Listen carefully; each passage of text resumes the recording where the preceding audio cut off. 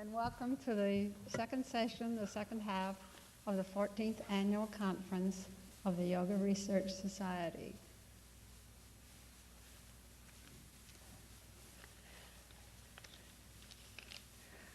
I'd like to tell you about my yoga Shakti.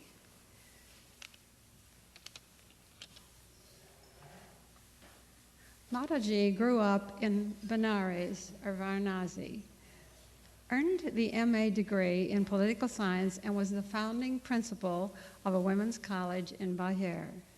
She founded the Anne Besant Lodge of the Theosophical Society at Chhapra in 1956. In 1961, she entered the Holy Order of Sannyasa. She has opened ashrams in India and America. She has traveled extensively in India and elsewhere, carrying the message of yoga. She is adept in all paths of yoga: Hatha yoga, Raja yoga, Karma yoga, and Bhakti yoga. She will open our program today. We will chant Om, and then she will take us her subject, how to be your own master.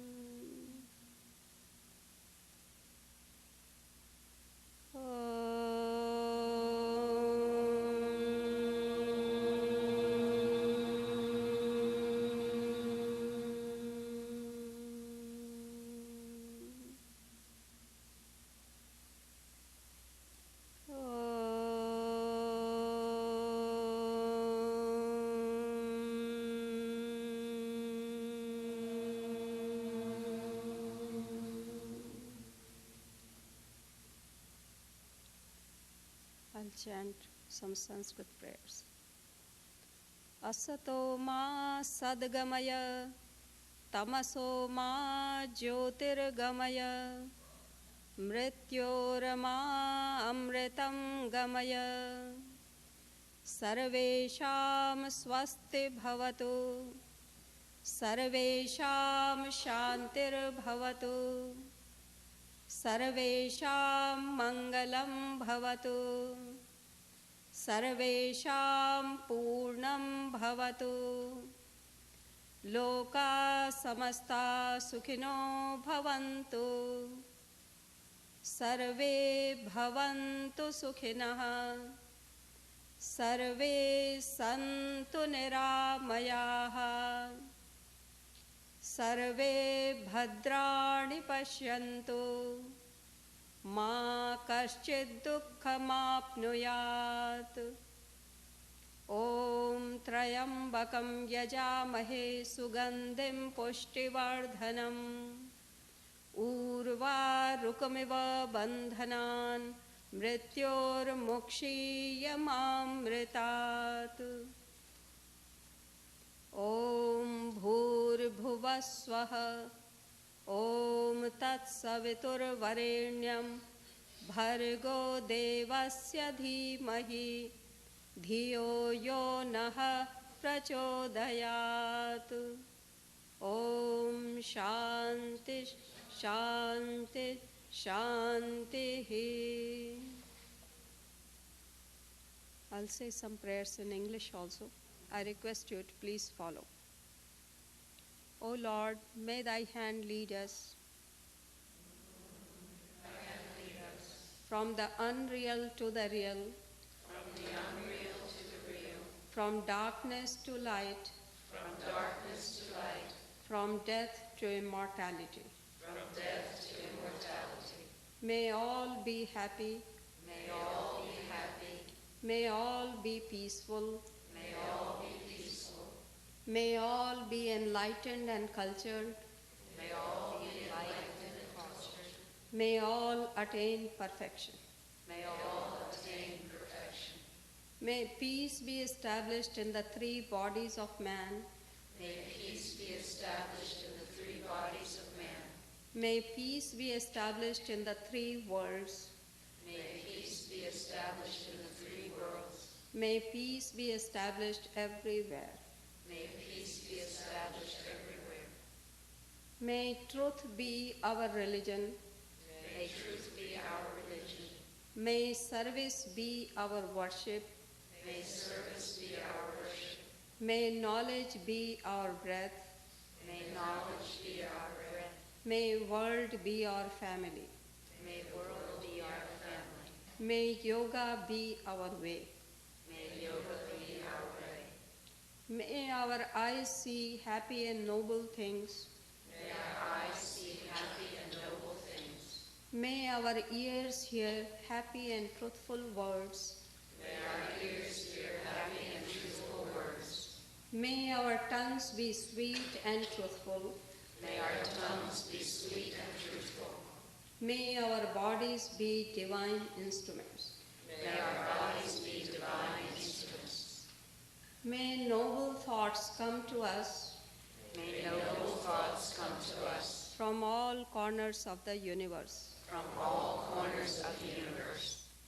May we never leave God. May God never leave us. Om peace and love. Om peace and health. Om peace and enlightenment. We'll chant Om. Please join with me.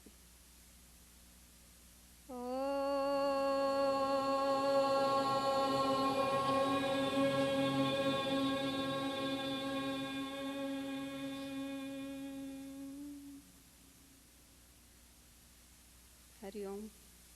Good morning to everyone. I'm very delighted to be here today to attend your conference, and I'm grateful to Dr. Vijay Pratap, whom I knew and saw him long ago, maybe 20 years ago, or how many years ago, I don't remember. And since then, we were always thinking of each other because he is a great scholar of yoga.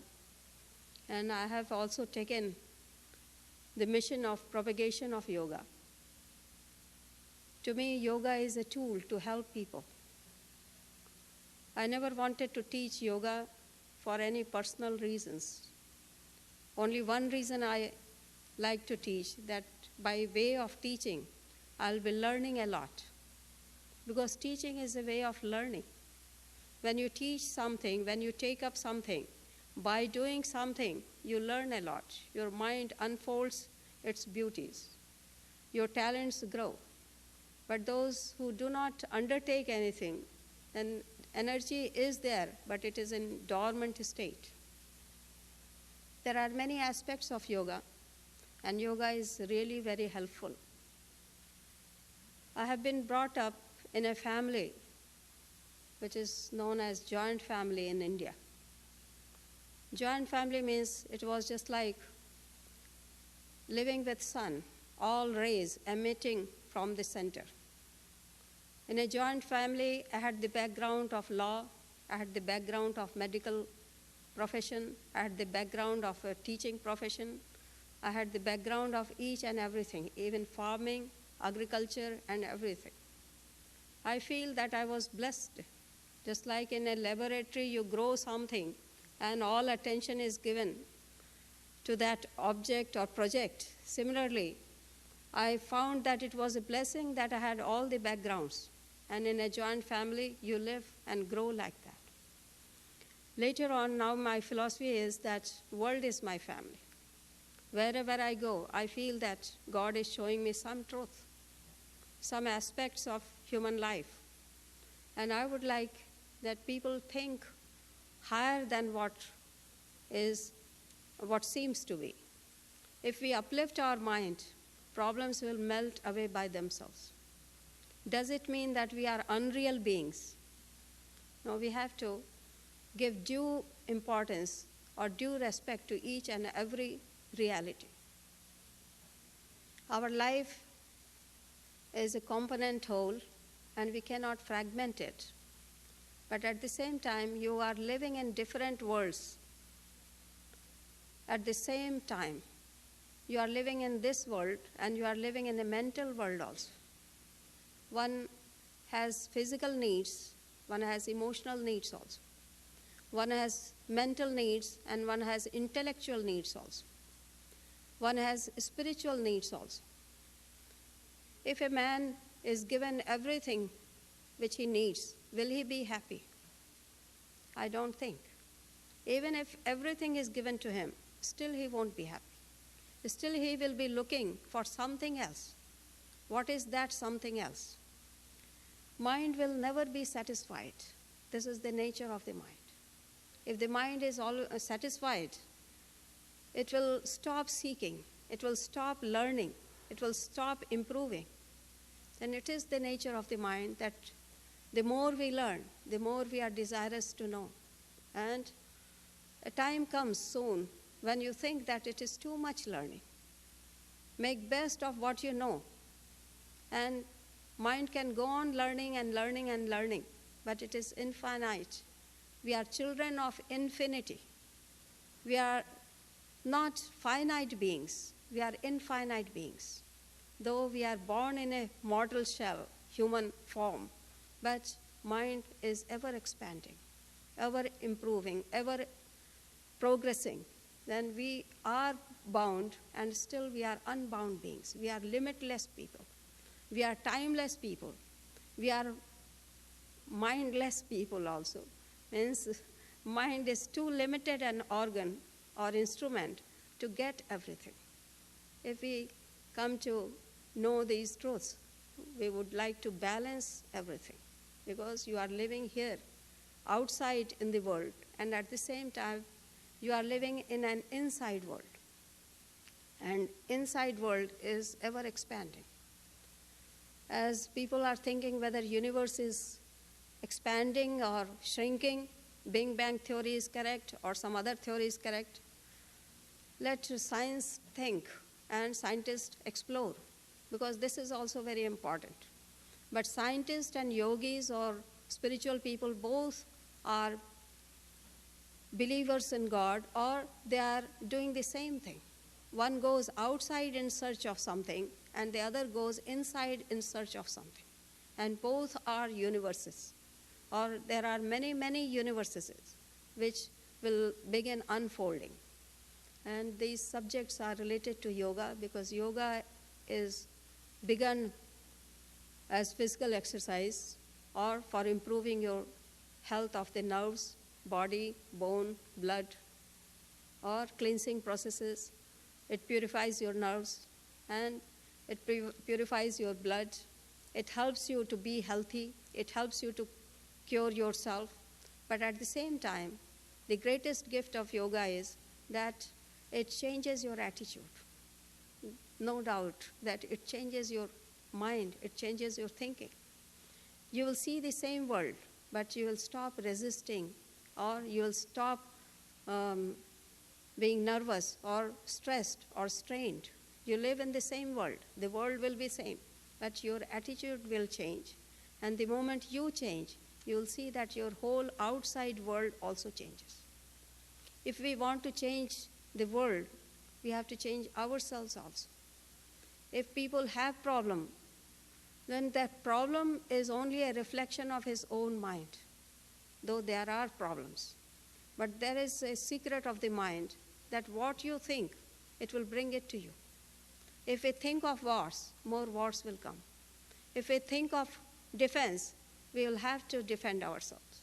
If we think of peace, more peace will be abound, because mind will project these things outside into the world. But there is a time when it is a turning time.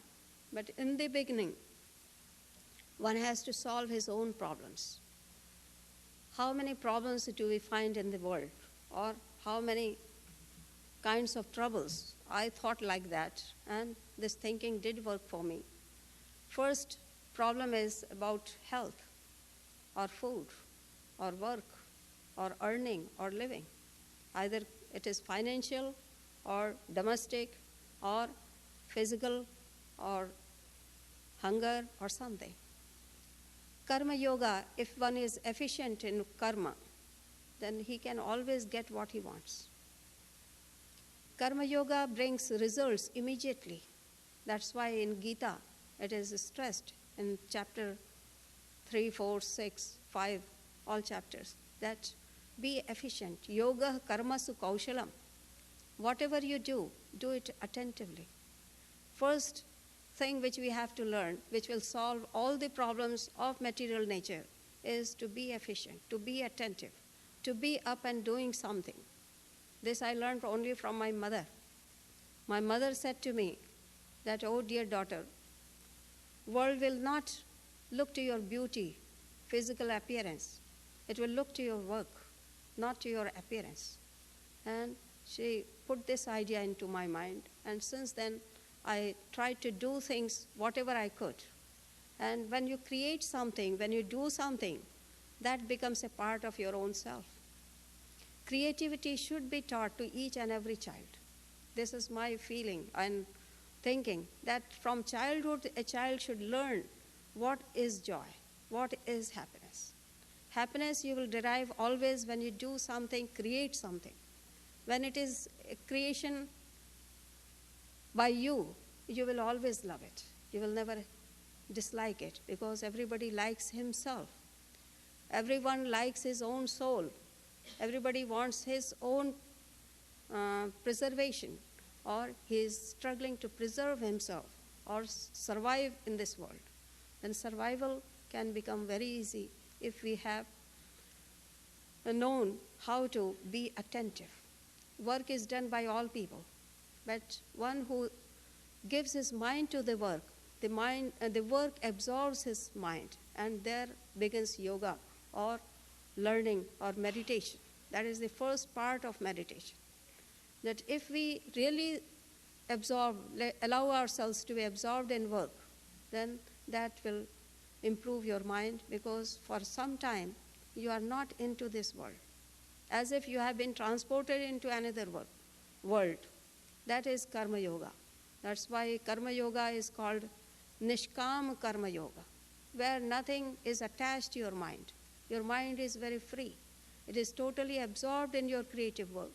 And when mind is absorbed, then you find new ideas. New ideas come to you that keeps you going.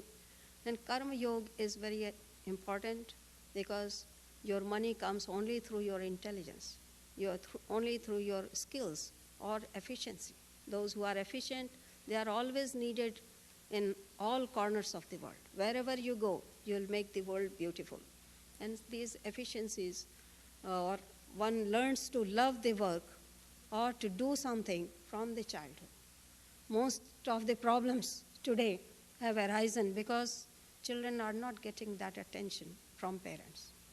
Children are being treated like dolls. Okay, pour your love, pour your money over them, drown them in toys, give them anything they want, then that doesn't allow them to manifest their own energy or own creativity. They are taken away by the social conditions.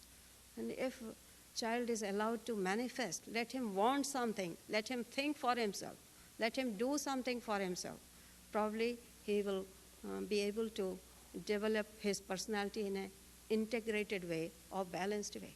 And that part is being neglected, but that is also very essential, which is known as Nishkam Karma Yoga. How to work efficiently. And I like one verse of Gita, though it relates in the chapter of Bhakti Yoga, but I apply it to Karma Yoga. Anapekshaha udasino gatavyatha. Shuchir daksha udasino anapekshaha shuchir daksha udasino gatavyatha. These are the qualities mentioned. Anapeksha, without expecting anything. When we expect something, then mind is divided. Mind is on the results more rather than on the technique or the job itself. Shuchir daksha. Shuchi means purity. Purity of consciousness should be applied to each and every work, which you may call diligently. And daksha means expertise. One should be doing it with whole concentration, not half-hearted way. Udasin means he has to detach himself from other work and apply himself completely, totally to the work. Gatavyatha, if one feels pained in any kind of job, he will not be happy or he will not receive the desired benefit or result. And one must give himself totally and without feeling any pain, because this can be manifested. When you do something wholeheartedly, you become only an instrument. Lot of energy flows through you and you are not aware of it. You forget your hunger, you forget your thirst, you forget heat and cold, and total concentration is there, and one doesn't feel a bit of pain or little pain. Not even slightest pain is felt.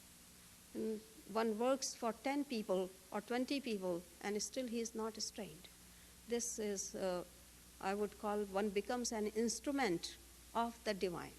He is being used by divine energy.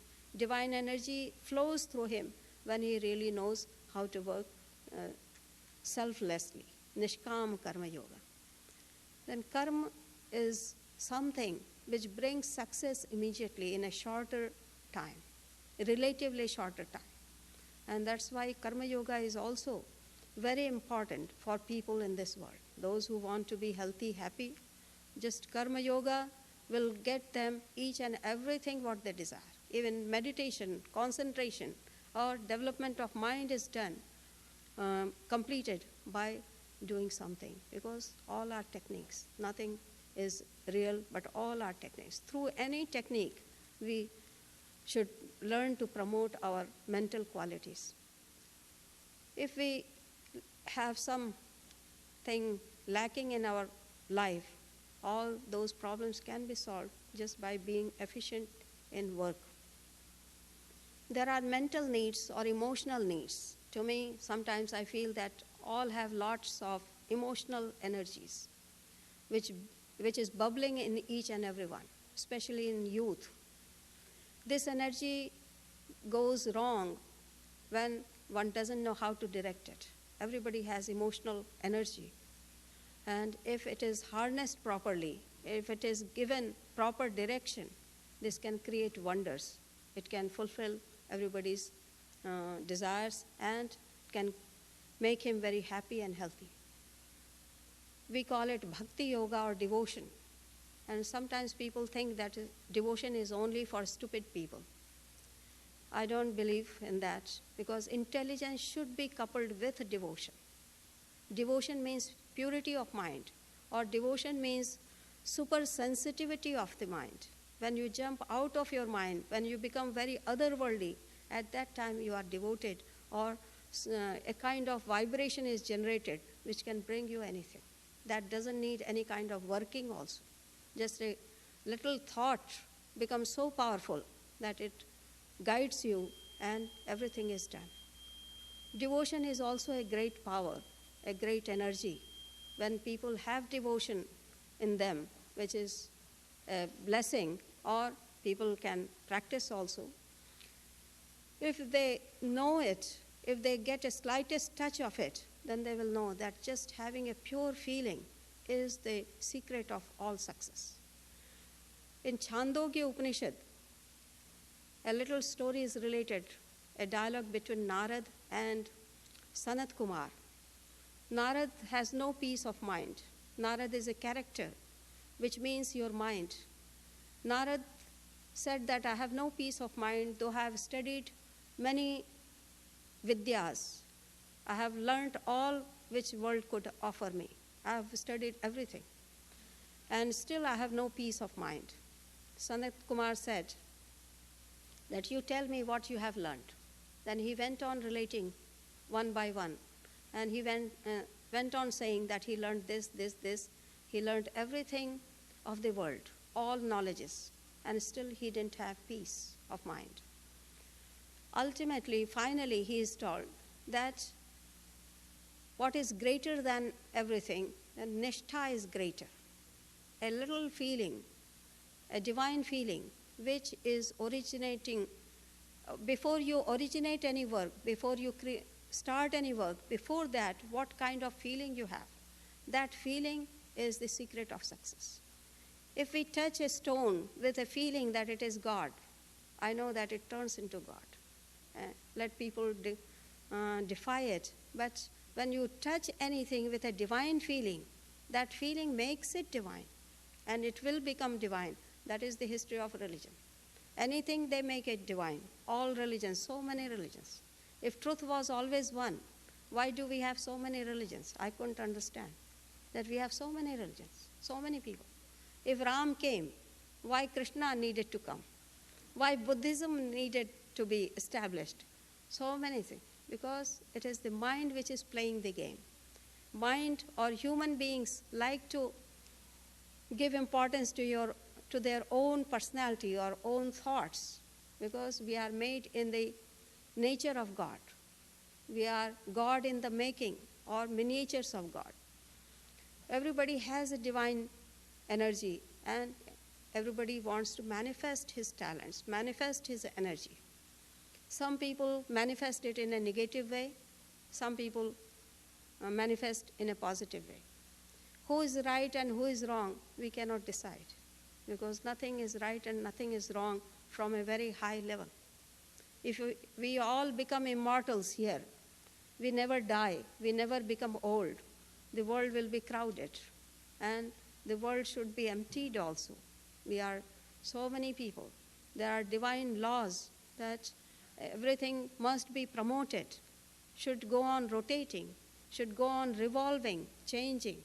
And everything is changing here or rotating. Nothing is still here. The earth rotates, the sun rotates, the stars go on moving. We are moving with the earth, and everything is moving, and most of all, our mind is moving. Never it is still. Even when you fall asleep, mind is never still. Mind is always active. And nothing is stand still in this world.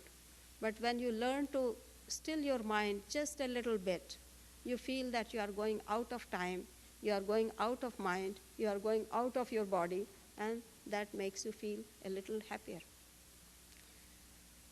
Let me come back to the 4 aspects of yoga, which are Karma Yoga, Bhakti Yoga, Raj Yoga, and Jnana Yoga. And this covers all the aspects of human living.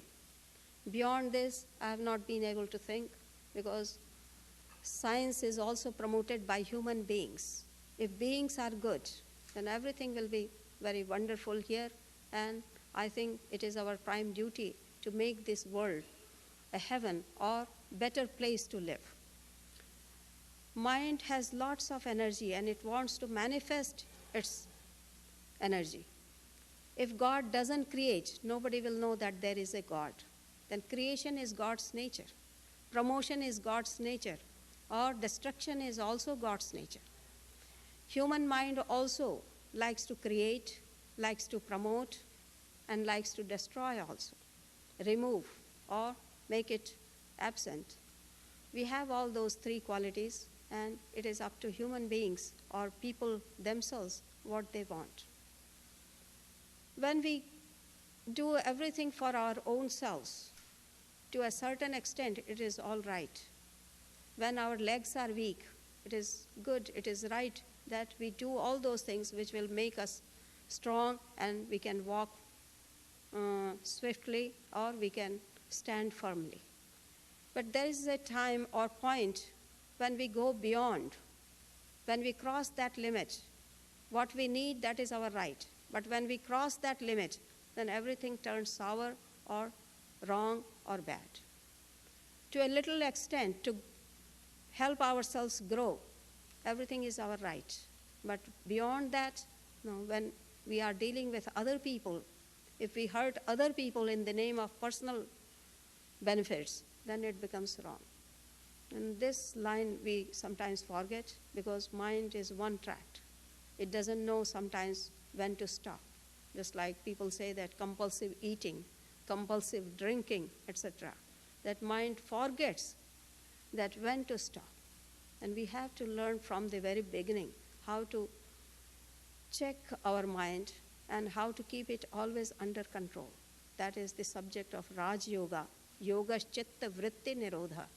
That one should learn to have control over the waves of the mind. Mind goes on generating waves. When should it generate and when should it stop? Just like machine, you switch on, it starts, and we should know there should be a switch to switch off it. Then mind should be used to think, but mind should be taught not to think also. Mind should be taught to withdraw also. Not all the time thinking that whatever I think, that is right. No, mind doesn't know anything. Mind has no personality of its own. Mind is a borrowed mind. We all have borrowed minds. Nobody has his own mind because what we know, that is our personality. What you are, you have learned it from books, you have learned it from colleges, teachers, society, etc. And you are using it, and you are computing it, or you are making decisions how to use, when to use, where to use. These things are your own contribution. But that also comes only by training. When we practice vivek, or power to take decision in small little things, then we allow our mind to grow. When to take what decision at the right moment, that knowledge, if we have, then it will bring us a lot of joy or happiness. In some psychic moment, we slip. In some psychic moment, we make right decisions, and we become divine or we do something good. A good idea strikes to the mind, and we follow it, and you become popular, famous, rich, or so many things happen to you. But what are those moments, and how do they come? How do we prepare for those moments? And Karma Yoga, Bhakti Yoga, Raj Yoga, all prepares for that moment. If we practice all the disciplines of yoga, naturally our mind is being prepared. And if we prepare, we take time to prepare our mind, and that mind will be a beautiful mind. It will generate beautiful waves or thoughts, and all those thoughts will be powerful. They will make you do those things, and you will get the desired result. But if we don't take pains to prepare that mind, then mind misses something. It lags behind. Just like some people are fast runner, they go ahead, and some are lagging behind. Then there is a mental development also, mental race also. And some people are left behind because they waste their time, they don't take pains to do something. If something is natural, then there must be some reason for somebody to have a natural talent, just like Mozart was a born musician, or some artists are born artists, or some divine people, saints, sages, they are born saints. then there must be some reason, and that reason could be only association with those things earlier. They must have had some associations earlier than other people, and that's why their minds are more enlightened. Raj Yoga is a very good discipline for each and everyone, especially for all those people who are very intellectual. But sometimes I feel that meditation is most difficult for those who are very intellectual, because they generate the waves, or they allow their mind to be active. If they are not learning to withdraw the mind at some time, then it goes on working, or functioning all the time. They can't, sometimes if they become hyperactive, they cannot get sleep, they cannot rest, relax, and if the mind cannot take it, or the nerves cannot take it, then they have mental diseases, or nervous breakdowns, or stress, or strain, or some other things. We should use our body very affectionately, means we should not misuse our bodies. Bodies are physical instruments, and they should be given due respect. What the body can do, we should allow the body to do, or by gradual practice, we should increase the power of the body or mind. Suddenly, if we force something upon mind or body, then it will explode, or it will not be able to take up. Sometimes forced meditation also is not good for people when they force too much to themselves. We have a very mysterious body, which is the landing ground for the spirit. The spirit is trapped in our body, and it functions through the body. There are many layers or many things which cover the light of the spirit, but we have to make our instrument very refined so that light of the soul can manifest through the body, through the mind, through our actions, etc. Raj Yoga teaches you, but the first step of Raj Yoga is Yam, second is Niyam, third is Asana, fourth is Pranayam, fifth is Pratyahar, sixth is Dharana, seventh is Dhyan, and eighth is Samadhi. And Yam and Niyam also are very important.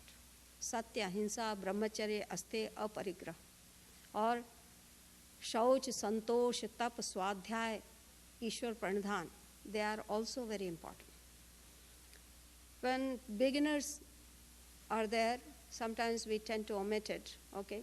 Let them begin with physical exercise. But this doesn't mean that these 10 commandments of yoga are not important. They are also very important to explore the inner regions of the mind. And these have to be practiced. If the quality of the mind is good, then we can create good things. If the quality of the mind is not good, then whatever energy we generate, it may turn negative, it may go wrong, it may do harm to people or other members of the society. It is important that we know the nature of the mind. What we think, that makes our personality, we become also. What we think in our mind, sometimes we think that we are not doing any harm to anybody. We are just thinking by ourselves. But the mind can reach far and wide. And it goes out and rebounds. It comes back also to us. And same thoughts can harm us also. I cannot prove it by scientific methods, just like you have all the time to make pictures and drawings and make it a reality, audio-visual reality. I don't do it because I'm not a scientist, I'm not a doctor, or I have no interest, I have little interest in the world, because I see that the world is beautiful as it is, but here we are born to improve our consciousness, to expand our consciousness. If the power of the mind was known to people, they didn't need to do many things. And power of mind is more important than the physical things. we can improve our mind, but mind is dangerous also. What we think, it will create also.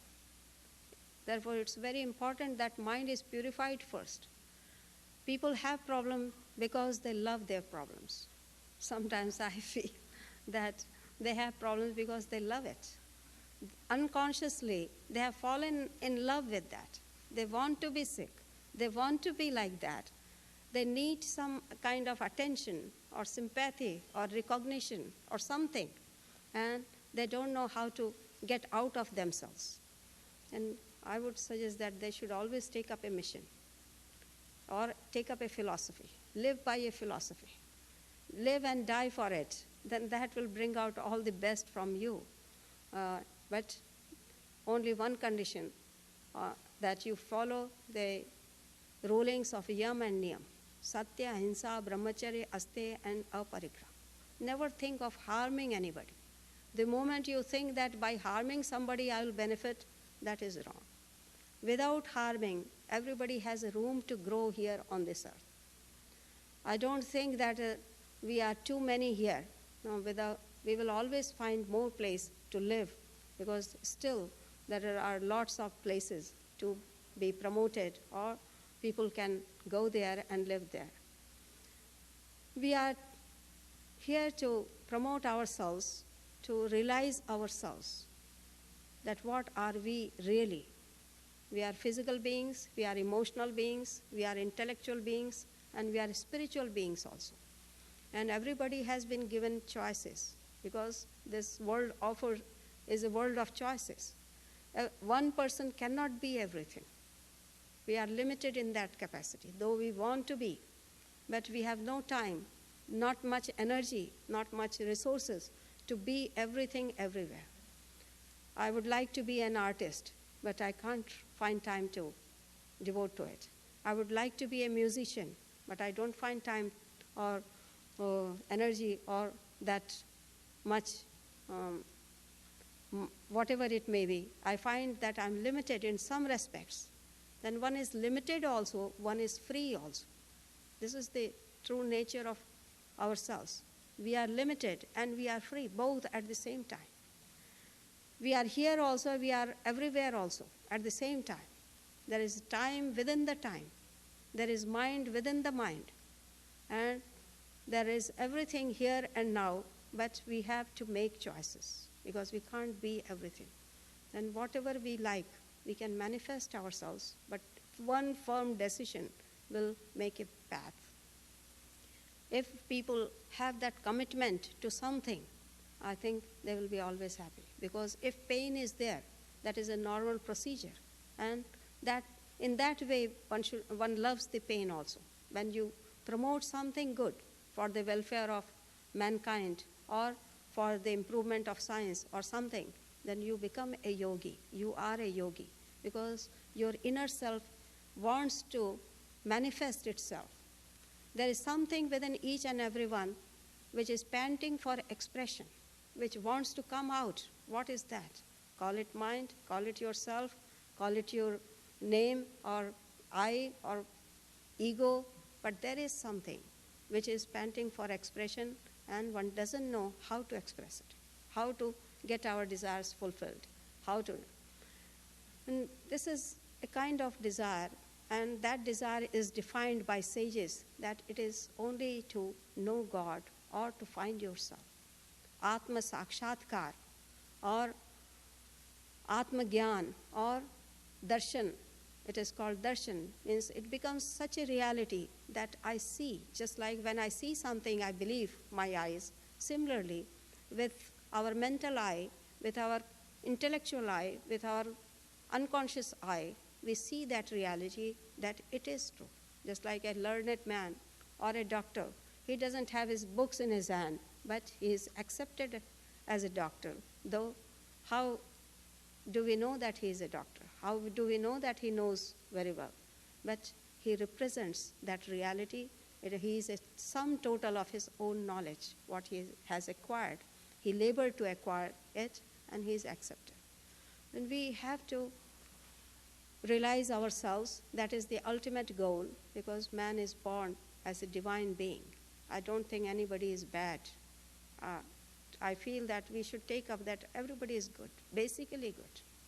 And if they are not good, then maybe he's missing something. He wanted to have something, he wants to express himself, but he doesn't know how to express himself. When children are hyperactive, or they are bad guys, or sometimes I feel that they are missing something in life. They need something, and they're not finding their right place to manifest it. In that respect, I would like to tell you a story of an American president. I don't remember his name because I read it when I was in India and I had not visited America. Who was that president? I don't remember. There was some bad guy. I don't know whether Mr. Bush or Dukakis, who is what. But somebody told the president that he always talks ill of you and he never likes you. Then he was told, and he was given a proof, and he took that paper and he put it under his pillow and he slept over it. He didn't make any decision and didn't do anything. Later on, after some time, he called for that man and he appointed him as a great general of the army or something. I read it 30 years ago, therefore I have no exact memory, but the story was something like this, that he gave him a very high post in military or air force or somewhere. He was stunned by his greatness, that I am his enemy and people have reported something about me, and how come he calls me and gives me this honor? Then when he was asked about this, he said that I knew that he has a lot of potentials and that potential should be used for common good. And I gave him that place so that he can manifest his talents there. Then this is true about each and everyone, that everybody is a ball of fire or ball of energy or ball of knowledge or ball of something, and that must be placed in a right place where it can function well. And I believe that God must have had a plan for each and every one. And where does he want us to be? Or where does he want us to work? That we have to discover by our own efforts. I believe that yoga sets everything in a very logical way, that you practice this, and go step by step. And it will definitely give you maturity of thinking. It will definitely inspire you to search for your own talents, to search for your own self, that what talents do you have, what can you do? And if one knows, if he is encouraged about that, he will never be sick, he will never lack money in the world, he will never have any problem, because nobody really wants to hurt anybody. This is my feeling. Even the worst man has some compassion, some goodness in him. Nobody is completely bad and nobody is completely good. It is all a relative term in this world. If things are placed rightly, then they are good. Certain things in a certain place, in a certain time, they are called good. Same things, same actions in a different time, different land, different context, it is called wrong. What is right and what is wrong? Who is going to decide? In India, holding hands of women is not good. Here, you think that it is very good. In India, embracing a man is not good. Here, you feel that you are giving your affection and you are treating him, you are giving him this honor. Then what is right and what is wrong? Then we have to go back and scratch our mind and find the root cause. If we understand the nature of things, why, how, when, what, then all problems can be solved in this world. And these are termed as Desh, Kal, and Matra. Everything is right in a proper land. Everything is right in a proper moment. There is a time for everything. And everything is right in a proper quantity. Beyond that quantity, it may not be right. It may turn into poison. And if we know these things, and if we train ourselves to understand intuitively how to, then it will be a good place to live, or the world will be happy, or you will feel joy in living, in doing anything. Even if you do wrong, it will turn right. This I can promise. That is called bhakti. This is the height of bhakti, which have been supported by or maintained by all saints and sages. That bhakti is that level of awareness that anything wrong also turns right, because your intentions are behind. If your intentions are very good, then it will turn right. It will never harm people. Just like children, they are never punished because their intention is not bad. They are innocent, they are ignorant. But intentionally, if a adult does any wrong, he should be punished, or he is punished. Then intention behind is very important, with what intention we do, because a little mistake of a high person or knowledgeable person can do a lot of wrong to hundreds and thousands of people. But a little mistake of ignorant, innocent person, even if he makes thousands of mistakes, it will not harm anybody. What is that? We have to know that we have mind, we have body, we have spirit, and where to use these three instruments. To me, these are all tools to work with. Where should we do what and what we should not do? And these things, if we try to understand by the practice of yoga, or call it spiritual life, or name it as religion, it doesn't matter. To me, all religions are great, minus conversion and hate. If we try to force people, convert people, then it's not good. Otherwise, varieties are beautiful. We need varieties. We can't live in the same pattern of living. And for that reason, probably in India, we have too many gods and too many things. Because mind is bored very easily. And Monday, we will worship Shiva. It is Shiva's day. Tuesday, it is Hanuman's day. Let us worship that. Thursday is Guru's day. Let us honor the teachings. Friday is Divine Mother's Day. Saturday is Saturn Day. Then we have varieties, because mind needs variety. You cannot go on sitting on the table, dining table, throughout the day all your life. You have to get up from there. This world is rotating and it is changing. Then we have to know where to place what and where. Desh, Kal, Matra. These three things, if we know, we'll be master of our situations. We will know what to do, when to do, and where to do. And in order to know that, I would say that teachers are responsible, or parents are responsible, or society is responsible, or state is responsible. All are responsible. State is like father and mother. We are brought up by the state. Or society is also like parents. Because if there is no society, we will not have a starting point. We will not know what we are, where we are. If we don't have parents or family, we will not know where to start. And these are only starting points, and their responsibility is great. That's why it is taught, or it should be taught, that you should care for 4 things in life. And this teaching should be given to each and every child. That first duty of each and every individual is to learn how to be healthy and happy.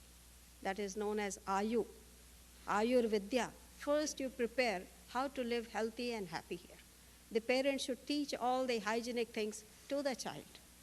And if I teach, probably medical people will go out of business, therefore I should keep my mouth shut. Because there are many simple things also. But doctors are here to explore the truth.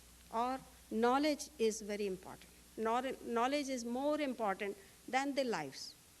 I would be very willing to donate my brain for research when I die.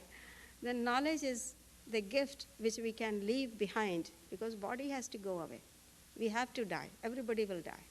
Then knowledge should be left behind so that other generations, coming generation, benefits by it.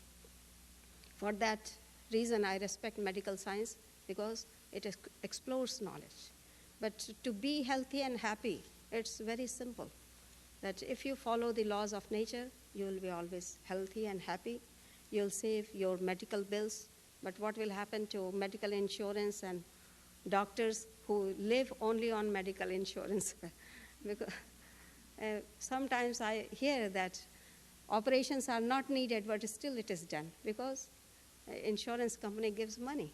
But these are the things which should be managed by the state or medical profession. I'm nobody to say anything. But it's very simple to live healthy and happy. We all know that world is suffering because they don't have that knowledge. If that knowledge can be given to all the underdeveloped countries, that will be great. Technical knowledge or modern inventions, that knowledge should be given. If America has solved all the problems of physical living, then it should give its technical knowledge to all the countries of the world so that hunger is driven away. We have to promote this world because we are born here to promote this earth also. That is very well described in an ancient book I read, Varaha Samhita, that we are born here, we are children of Mother Earth. We should respect earth as our mother, and we should promote the prosperity of the earth.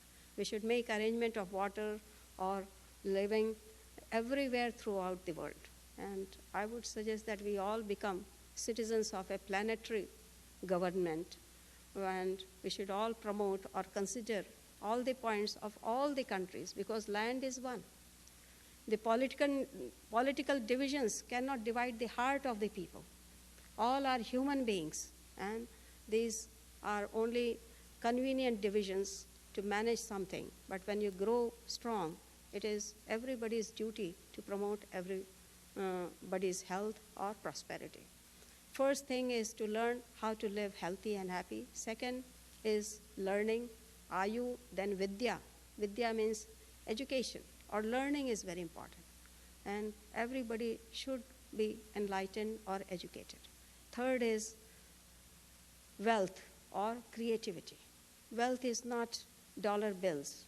It is the creativity or the talent or the skill of the people which is being measured by the bills or money or quantity. But actually, if a skill is there, we don't need any dollar bill. It is only a convenient means of exchange. Otherwise, it has no value. Then skill or dhan is also very important. Everybody should be given that training so that he can earn his bread daily. Fourth is that even if you have all these things, a healthy body, a happy living, or enlightened person, still something is missing. And what is that? That we should leave a legacy of good work behind so that the coming generation is also inspired. It is called Sukriti or Yash. When you are grown, when you are happy and healthy, it becomes each and everyone's prime duty to help others. First, you seek your own personal happiness, solve your own personal problems, and when you have solved it, then come out and help others. Come out of your shell and help others. And we should think that the world is our family, and we should try to help each and everyone wherever possible. And I thank you very much for listening to me. I didn't go into detail of anything, but I think that yogic training or the 4 aspects of yoga, if practiced sincerely, then it can solve people's personal problems and it can make them very healthy and strong and rich enough to help others also, because you are rich. Everybody is rich. To me, nobody is poor, because richness is richness of thought, richness of mind, richness of your talent. What you know is your wealth. That is a great wealth which should be given to each and everyone so that people can create their own beautiful house. They can do things for themselves and do for others also. I would be glad to answer some questions also if you have any.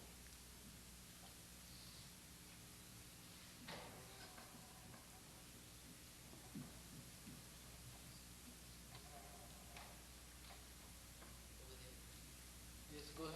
Go ahead, Vijay. for a moment about Kriyas? About Kriyas. Kriya. Did I mention about Kriya?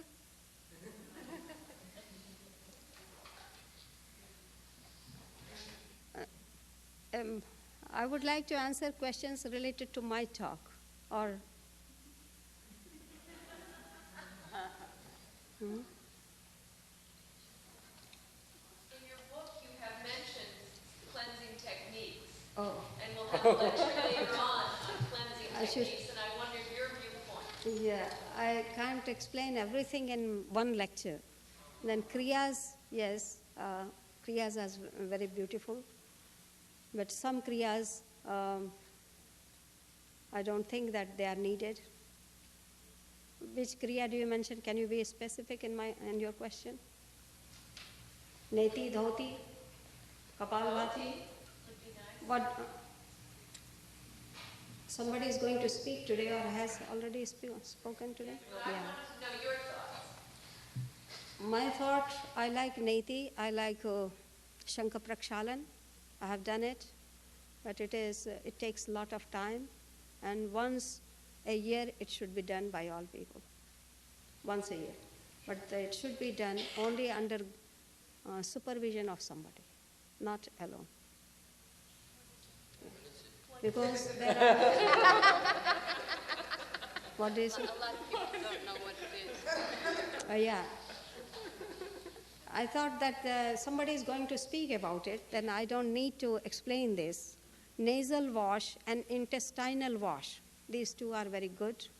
And there is no technique in modern science which can clean the whole body so thoroughly, which this Kriya does. It is known as Shankha Prakshalan or Dhoti Kriya. Then Dhoti means to wash completely. When I did first time, I felt that I'm a new person. But you go on drinking water and you do several exercises, which are sometimes very tiring also. It takes 3 hours, 2 hours, or 3 hours. And then clear, clean water comes out of your anus or excretory organ. And first you have formed stool, then semi-formed, then liquid water, then pure water comes through your anus.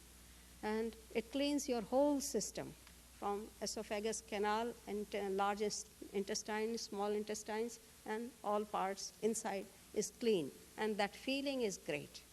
That feeling should be experienced sometime, that it is great. It is good, yeah.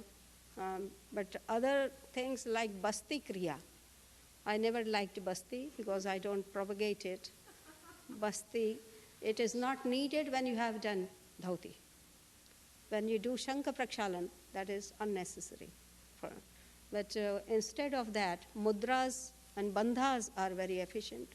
They are very beneficial. If one does mudras, then that will help them to cure many diseases. Who is going to speak on Dhoti today? Shri Krishna. Yeah. But he's a man. Okay. But I am not a feminist also, because men take birth from the womb of the mothers. And there is nothing like man and woman. There was a doubt when I started yoga, whether women should practice yoga. Then I said that instead of asking anybody, why should I not experiment myself? And best truth can be known by your own experience. You do it and find it out for yourself. Bodies may be different, but it is throughout the nature. Water is different and stone is different, air is different, everything is different. But both coexist, live in this world. I don't believe in these things like man or woman, because men are my brothers, my sisters, and my uncles, my father. How can I deny them? Now, there should be a harmonious and good relationship between man and woman, and every girl wants a brother, every woman wants a husband, every man wants a wife. No? I'm primitive in that respect. Yeah, I don't believe in your modern movements, because I'm not in favor of those movements. Because a happy human being is more important than all these social turmoils, ups and downs, because the true love can be expressed only when you recognize and respect each other as they are.